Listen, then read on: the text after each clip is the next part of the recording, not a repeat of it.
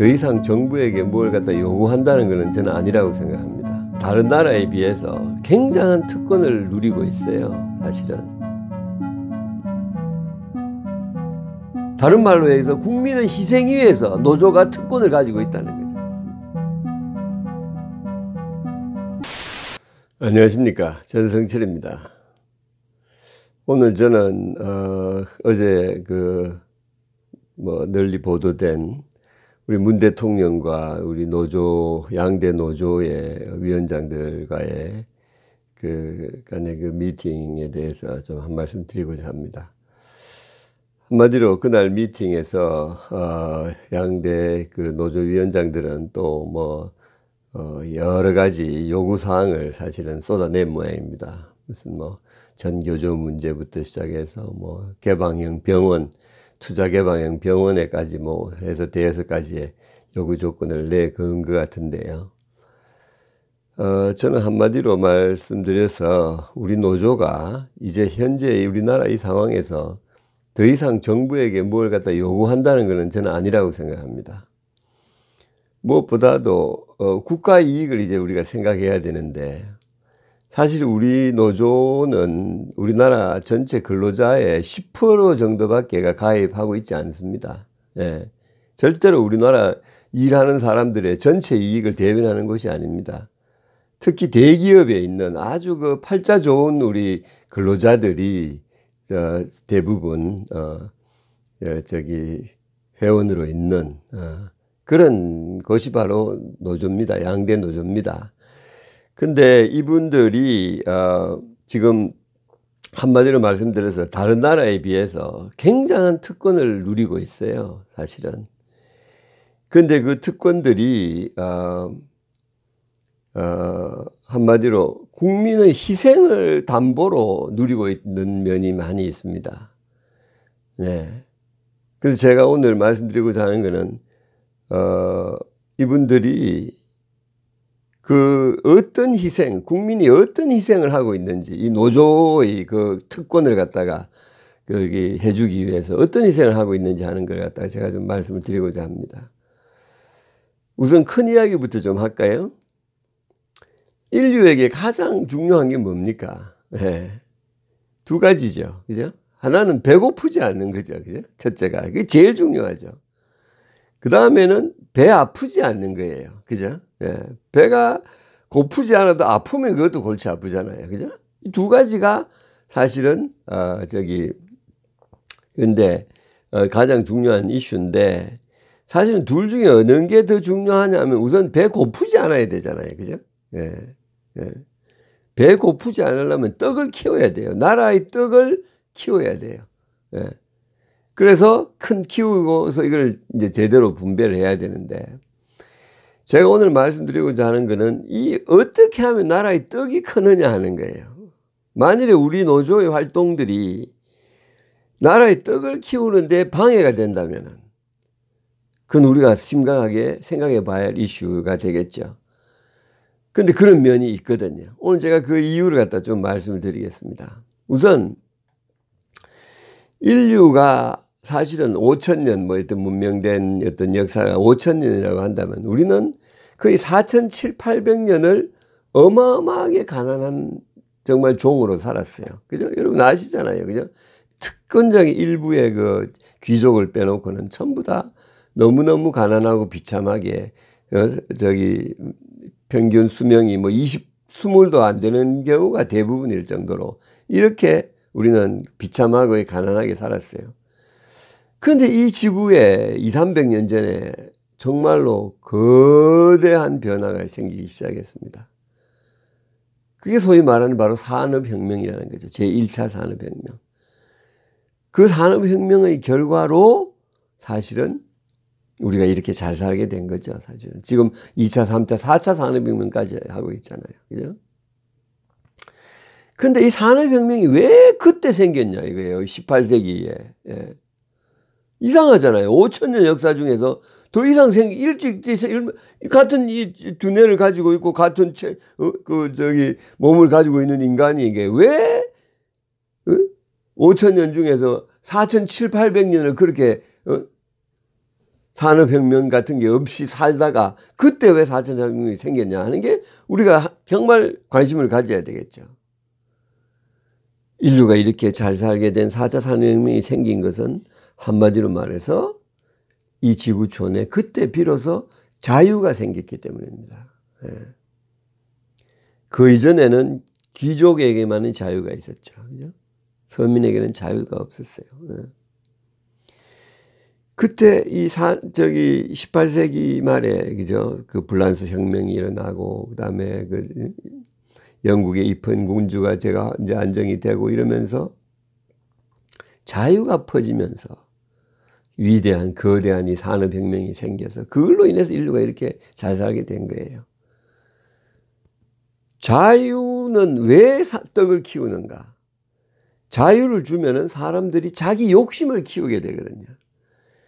여러분 생각해 보세요. 그 생산성이 어떻게 되는가? 남이 시켜서 남 좋은 일 하기 위해서 일하는 거하고 자기가 이걸 열심히 해가지고 떡을 키워서 내 사랑하는 가족에게 잘 먹이고 잘 살게 해준다는 그 욕심이 있을 때는 인간의 일하는 모습이 완전히 달라지는 거죠. 그죠? 예. 그러니까 이 자유를 주면서 사람들이 자기의 그거를 하게끔 하는 것이 인간이 이렇게 잘 살게 된 가장 그것이고, 거기서 창의력이 나오고 밤잠 안 자고 노력하는 것들이 나오기 시작한 거예요. 예. 그 제일 앞장에 선 사람들이 바로 기업가들이죠. 기업가들이라는 것은 자기의 정말 자기가 가지고 있는 그 모든 걸 다 걸고 이제 그런 노력을 하잖아요. 그죠? 예. 그래서 이 떡을 엄청나게 키운 거예요. 예. 그래서 결국은 이 세계는 자유를 먼저 준 나라부터 부자가 되기 시작했습니다. 그죠? 영국에서 1차 산업혁명이 일어났잖아요. 왜? 영국에서 제일 먼저 자유가 주어졌거든요. 예.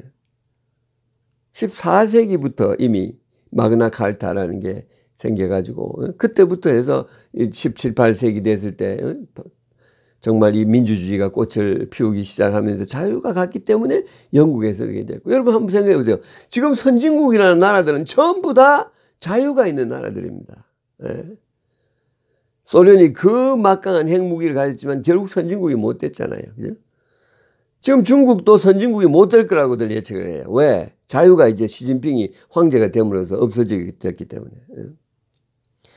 자유를 억제한 나라는 다 거지가 됐어요. 제일 자유를 다하라기보다 많이 억제할수록 다 거지가 됐어요. 자유를 제일 많이 억제한 나라가 어딥니까? 공산주의잖아요. 그죠? 공산주의는 다 거지가 되었잖아요. 그죠? 그래서 우리가 잘 살고 싶으면 기업가에게 자유를 줘야 됩니다. 예.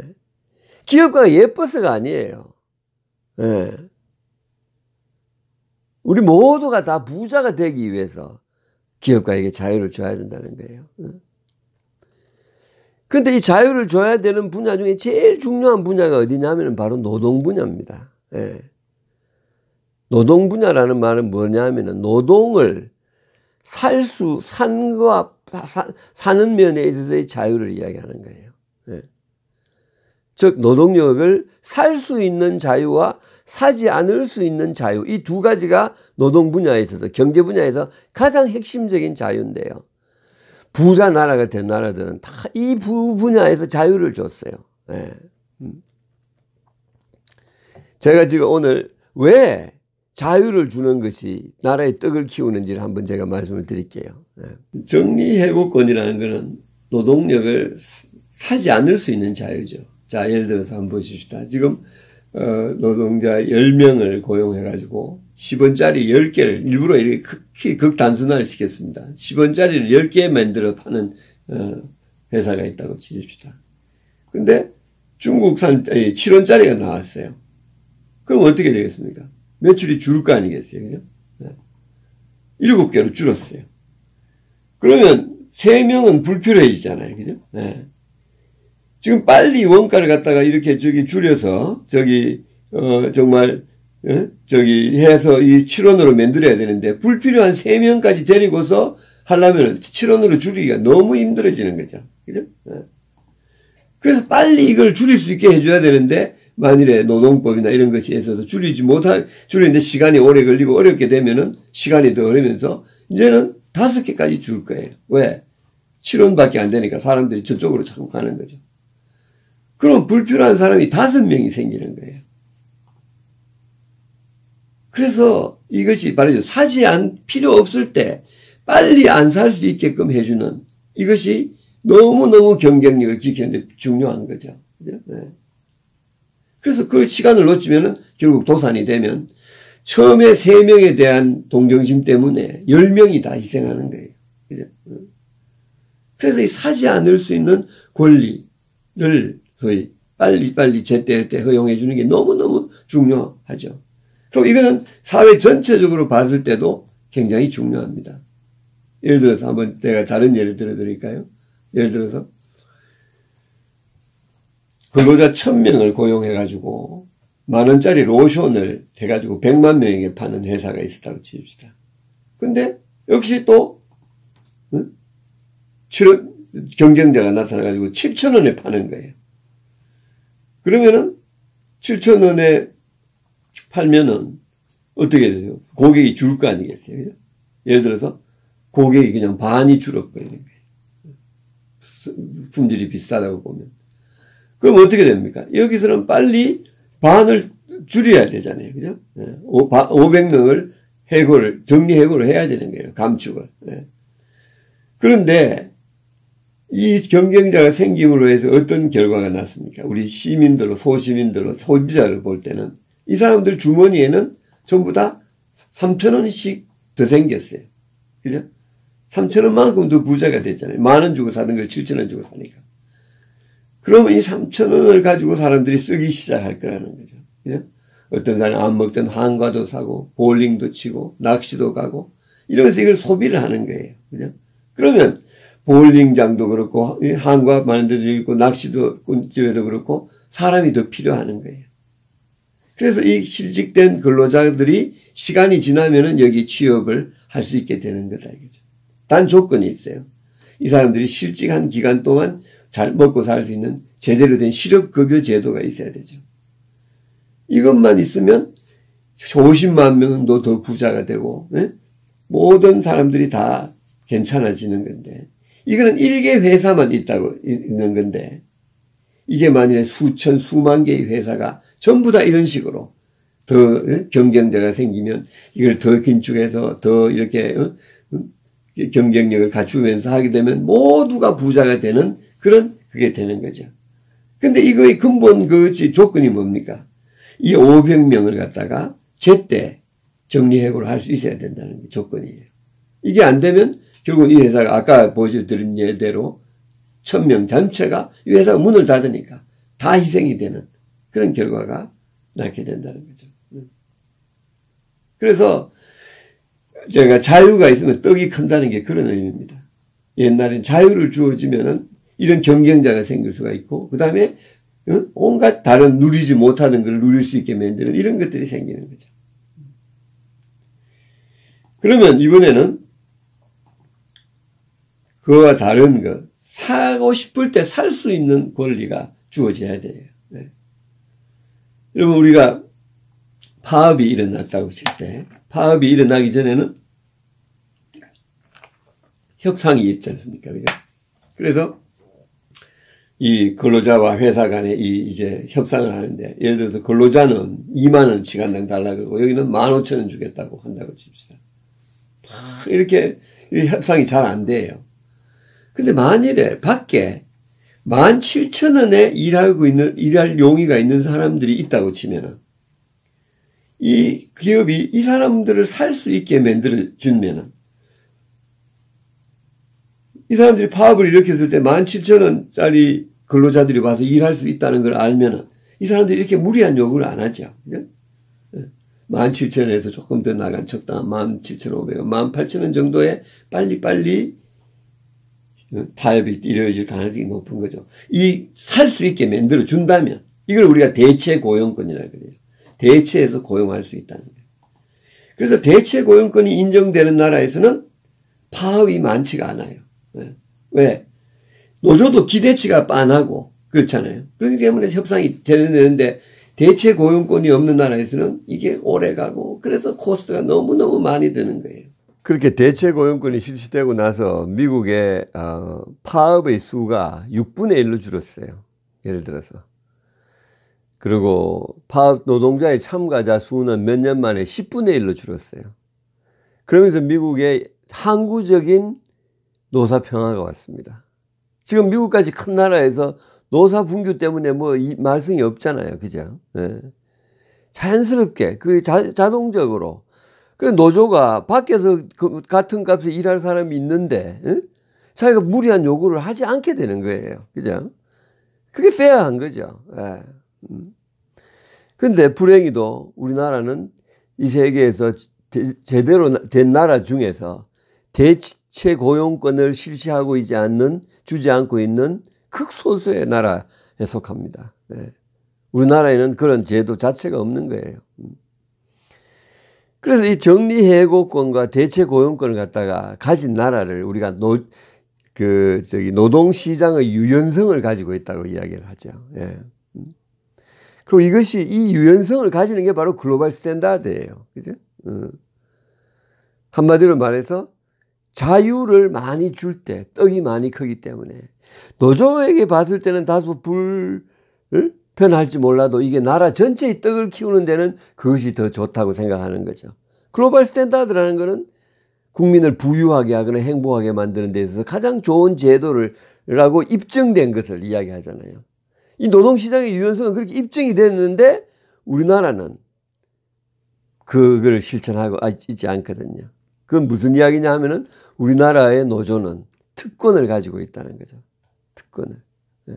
다른 나라에 없는 특권을 가지고 있다는 거고 그 특권 때문에 우리 국민이 떡을 키울 수 있는 기회를 그만큼 잃고 있다는 이야기입니다.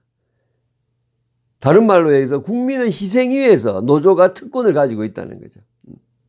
한 번 파업이 생기고 노사관계가 안 되고 한 번이 제대로 적응 못함으로 해서 불황이나 혹은 경쟁자의 출현에 제대로 적응하지 못함으로 해가지고 얼마나 많은 피해가 오는데 그걸 우리 국민이 다 꼼짝없이 당하고 있다는 이야기입니다. 그래서 우리 노조는 이런 특권을 누리고 있기 때문에 더 이상 요구하면 안 된다고 저는 생각해요. 개인적으로. 그리고 우리도 이제는 노사관계가 유연하게 돼야 되는 거예요. 그래서 독일이 바로 그런 걸 통해서 2000년대 초에 왔던 그 심각한 불황을 극복했잖아요. 슈레드 바로 진보 정권의 수상이 됐었어요. 그래서 실업률이 정말 대폭 줄고 11%대에서 7%대로 줄었어요. 마이너스 경제 성장률이 플러스로 올랐고. 그래서 우리가 이런 거를 생각하면서 우리가 지금 노사 관계를 새로 정립하는 이것이 우리 국가적인 과제가 되어야 한다. 이렇게 저는 생각합니다.